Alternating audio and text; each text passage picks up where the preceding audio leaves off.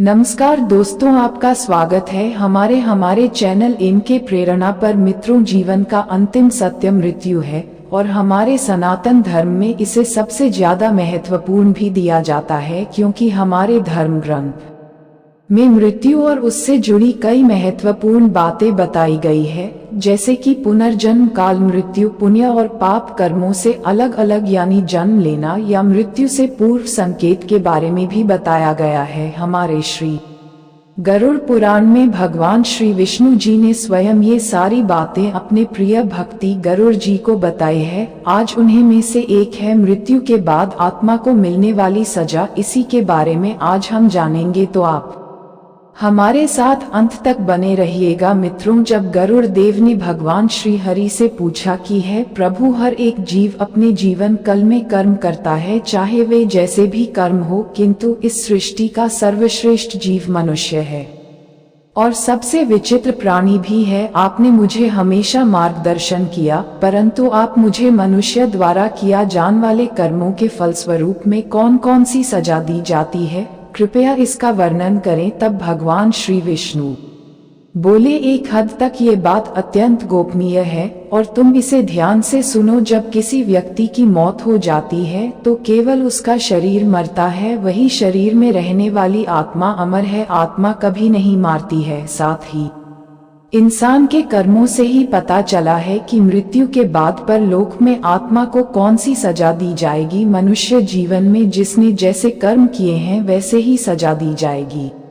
सभी मार्ग से गुजरते वाली आत्माओं को कुछ समय के लिए अलग अलग लोक में रहना होता है, जिसके बाद उसे मृत्यु लोक में प्रवेश दिया जाता है। इन आत्माओं को उसके बाद यहीं पर जन्म लेना और यहीं माकर पूर्ण जन्म लेना होता है। यही से निर्धारित किया जाता है कि आत्मा को कौन सी सजा मिलेगी है। पक्षीराज, अब मैं तुम्हें उन 3 मार्गों के बारे में बताता हूँ जहाँ से आत्माओं को गुजरा जाता है। सबसे पहले ये ब्रह्मलोक और देवलोक की यात्रा पर ले जाया जाता है। दूसरा है धूम मार्ग, पितृलोक की यात्रा पर ले जाया जाता है। और अंतिम तथा तीसरा मार्ग है उत्पत्ति विनाश मार्ग, जो कि नरक की यात्रा पर ले जाया जाता है। हर एक आत्मा को इन मार्गों से होकर गुजरना पड़ता है। साथ ही यमराज के दूत आत्मा को यमलोक तक ले जाते हुए और नरक में मिलने वाले समय में दुखों से रूबरू करते हैं। अब मैं तुम्हें यमराज और दूतों द्वारा जीवात्मा को दी जाने वाली सजा के बारे में वर्णन करता हूँ। सबसे पहले सजा है तमिश्रम। मनुष्य जीवन में जो लोग अन्य लोगों से गलत तरीके से रुपए कमाते हैं, उन्हें यमदूत रस्सी से बांधकर नरक में मारते हैं। यदि वह बेहोश हो जाते हैं तो उनके होश में आने के बाद फिर से उन्हें पीटा जाता है। जो मनुष्य अपने जीवन में नाजायज संबंधों में लिप्त होते हैं, मृत्यु के पश्चात इस प्रकार की आत्माओं को कांटेदार कोड़े से पीटा जाता है। दूसरी सजा है अंधतम प्रसंग। ये सजा खासकर उन पति पत्नियों के लिए होता है जो अपने पति या पत्नी के साथ तब तक ही रहते हैं जब तक उनके पास पैसा और खुशी रहती है। उनकी आत्मा को गर्म लोहे से मारा जाता है और यह सिलसिला बहुत ही तेजी से चला है। तीसरी सजा है उन पापियों को मिलती है जो दूसरों की दौलत पर ऐश करते हैं और उनकी खुशियां छीन लेते हैं। ऐसे पापियों को सांपों से भरे हुए एक केन में धकेल दिया जाता है और वहीं रहने दिया जाता है। चौथी सजा है कुंभी पक्कम। ये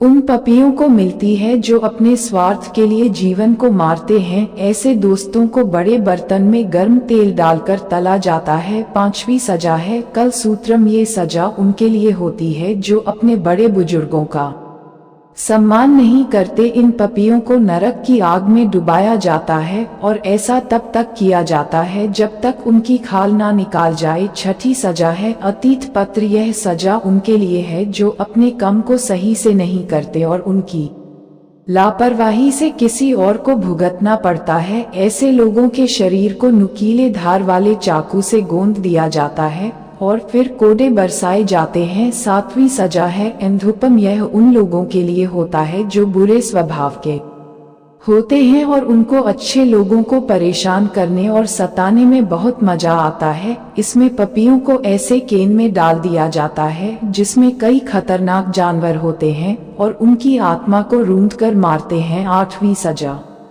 है तप्त मूर्ति। जो लोग सोने या अन्य किसी धातु को चुराते हैं उन्हें नरक की गर्म आग में जला दिया जाता है। ऐसे लोग जो अपने पति या पत्नी के अलावा किसी और के साथ शारीरिक संबंध बनाते हैं, नरक में उनके अंगों में जलता हुआ गर्म लोहा डाल दिया जाता है और यमदूत बुरी तरह पीटते हैं। 10वीं सजा जो सबसे कठिन होती है वह वैतरणी नदी को पार करना। ऐसे शासन जिन्होंने अपने पद का गलत उपयोग किया है उन्हें इस खून मांस की नदी से होकर गुजरना पड़ता है। ऐसा माना जाता है कि यह सबसे खतरनाक सजा है। इस वैतरणी नदी में मानव शरीर, उनकी खोपड़ियां, कंकाल और खून और कई गंदी चीज पड़ी रहती हैं। इसमें लोगों को ये सारी चीज खानी भी पड़ती है। यह वही सजा है जिन्होंने महिलाओं के साथ संभोग किया हो और उन्हें धोखा देकर छोड़ दिया हो, उन्हें नरक में जानवर समझा जाता है और माल मूत्र भरे इस केन में डाल दिया जाता है। 12वीं सजा है